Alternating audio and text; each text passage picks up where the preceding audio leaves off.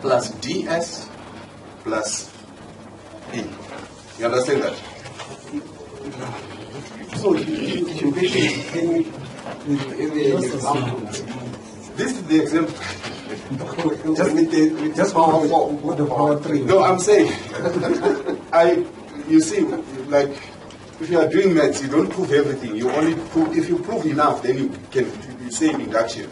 I'm already showing you that, okay, here the highest power is 2. Yes. All the other powers, I expect you to be able to do them. That means I've taught you. If I do it again for you for power 4, for power 3, for power 5, I've not taught you, I'm still showing you everything. But now I'm teaching you. Okay. So that you catch your own fish. So I don't want to catch all those other fish. You must do that yourself. But I teach you the principle. Okay? And once I teach you that principle, then it's up to you now to reason and do everything else. Because if you still want to come back to me, then I haven't done anything.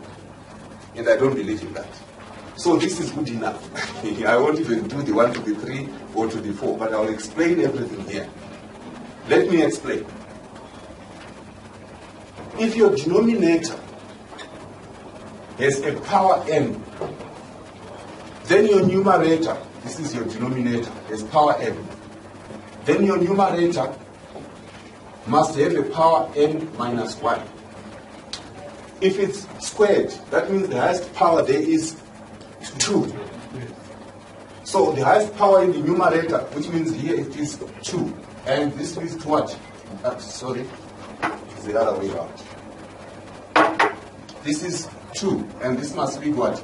2 minus 1, which is 1. Right?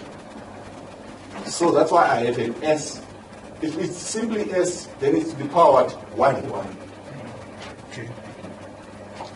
Then the other term here, this is the power 1. So in the numerator, what is the highest power? 1 minus 1, which is 0. That's why it's an A without any S. Because this is S to the power 0. So it's actually an S there, the power 0. Yes. Okay. So I've shown you 2, which means you can do it for anything else if you are given power bytes. But the thing is, this term here, to make it easier to work with, we don't have to even use it this way. This is how you now do it to make it easier to work with. This is very correct. Understand me? But this is how you work with it to make it easier. You say this is equal to A over S plus, let's take our B, let's put it as S plus 1. This is the one which takes that B. Plus C over S plus 1 squared. Plus it over S plus 2. So I've written the same thing in 2 different ways. It's exactly the same. If you take this term, put it there, you'll get an S coming onto there. Are we together? Because this is S, so when you take it onto that, it's going to generate an S which will come to one of the terms, which brings us there. Are we together? Yeah. So in this form now, you solve it. This is correct, but you solve it in this form. In exactly the same way that we've done it. Which means we don't have to redo it. So, can someone tell me please, suppose you have a term, C. You have a term, you have a numerator, your numerator, then you've got some terms and some other terms, but you have a term S plus 2, 3. Can you please tell me in this form, someone can you please tell me in this form what you are going to write there? In this form. Tell me what I must write. For this term, we are only worried about this term here. S plus 2 to the power 3. Forget about the other terms. We know how to do the other terms. Yes? It will be what? A over S plus 2. It's a 2. Yes, then plus B over S plus 2 squared. plus C over S plus Plus C over S plus 2. S plus 2. Correct. So you now see how to catch a fish. Now I'm not telling you, now you are telling me.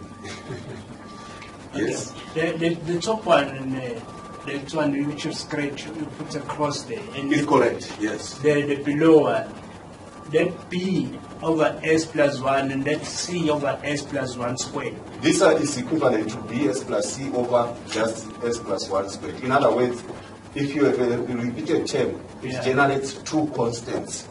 Okay, I tried to do it, but it says BS plus B plus C. The denominator. The denominator becomes what? The numerator says BS plus B plus C. BS. Yeah, plus B. BS plus B. B. Yeah, plus Plus C. B. Plus C. Plus C. Yeah. Okay. Let's call these ones here B naught. Let's call this one B naught and C naught. Yeah. Okay? Because I did it just to... It's fine. Don't worry. It's fine.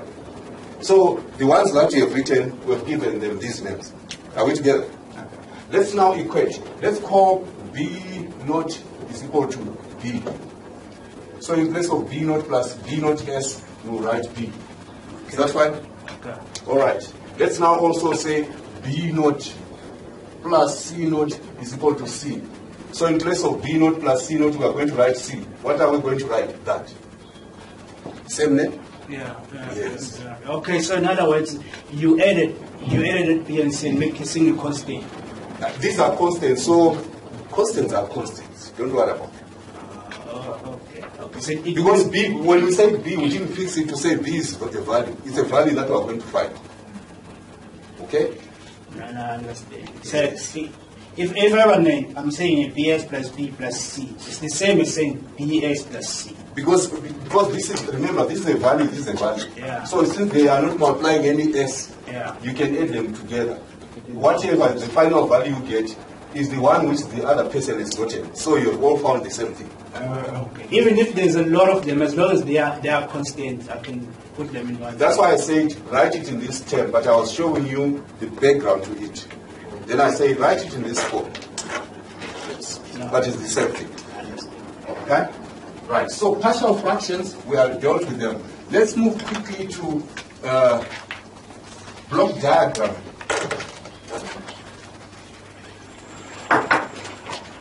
You call it block diagram what? Reduction. Right? Let's quickly look at block diagram reduction. These are things that we meet as we are solving. And we come up across a complicated block diagram. And we scratch our heads until we are bold and we don't know what to do. So let's know what to do. Okay? So block diagram, I want to look at the complicated ones which you want me to solve, obviously, because you see it in your assignment. That's for you. I'll look